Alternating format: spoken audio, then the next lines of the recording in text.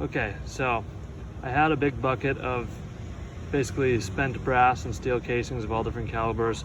I sorted them into their various respective metal makeups, and this is a really nasty bucket of rust covered brass, and we're going to see what stainless steel tumbling for approximately 3 hours is going to do, and see if we can bring these back to life.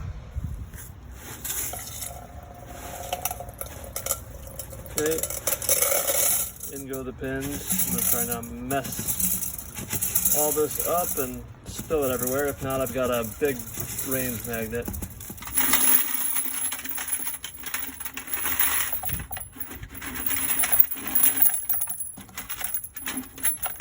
Okay, that wasn't going very well, so I ended up hand scooping all these in there. As you can see, they're pretty bad. So first off, we're gonna add a little bit of water.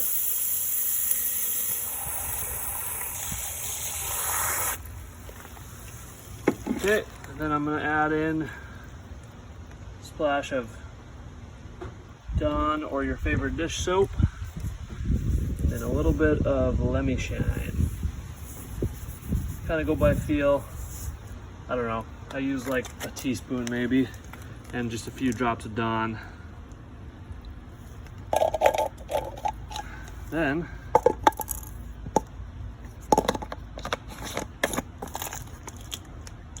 put this cover on, make sure it's good and tight.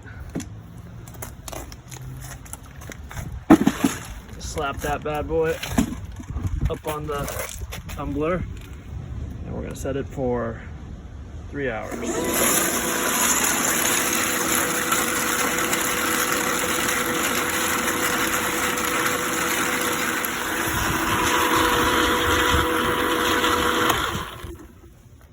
Okay, it's been about 3 hours. Let's take a look.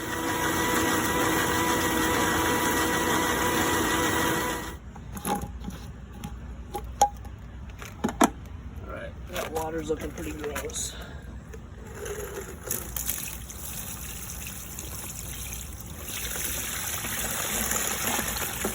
Oh yeah.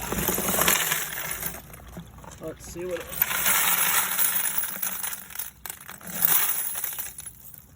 start with that. Looks like I got a steel one in there.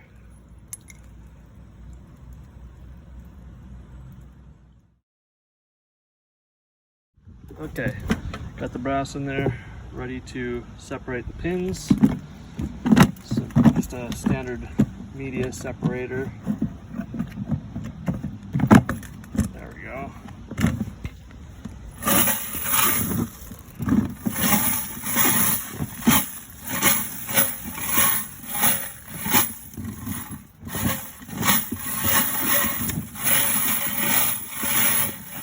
It's a lot easier to do with two hands, but I'm holding the camera here. So.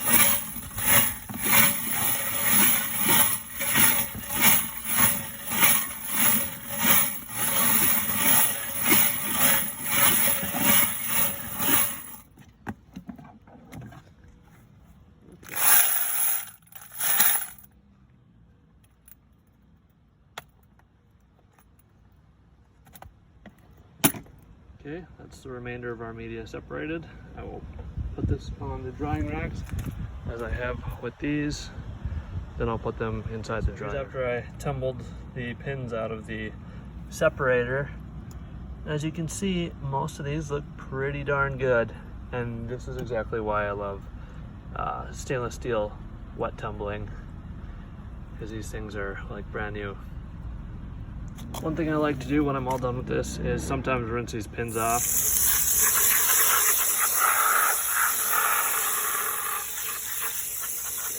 See all that excess dirt in there?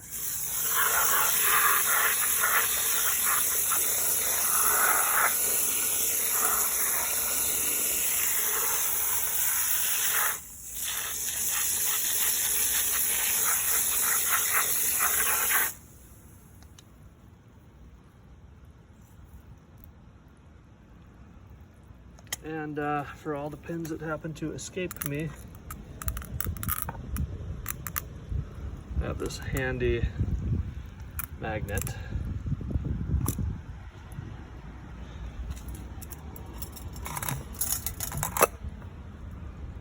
And when I'm done here, I'll just pour some of these inside there and then place the rest in there with the magnet.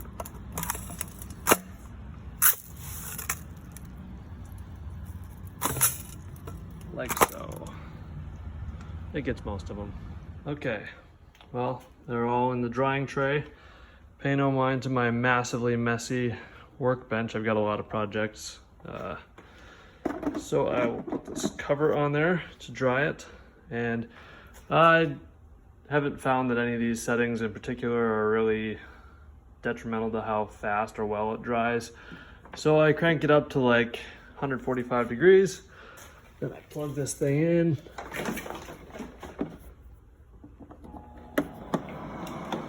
It's pretty darn quiet, and then I just check back later.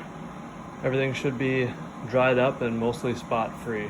And I'll end up with a bunch of nice clean brass with clean primer pockets and everything else, at least on the inside. And then if you happen to deprime them before, it does a pretty good job getting in the pockets itself too. Not that I've found that I've ever had any issues with that before, so hope this was helpful. Okay,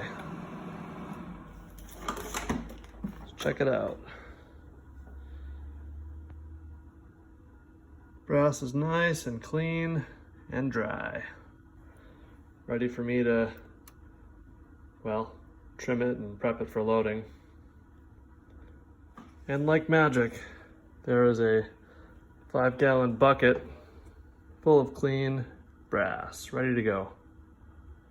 I did find a few 300 blackout kind of sitting in there with them, but it's pretty easy to pick those out. I hope this was helpful.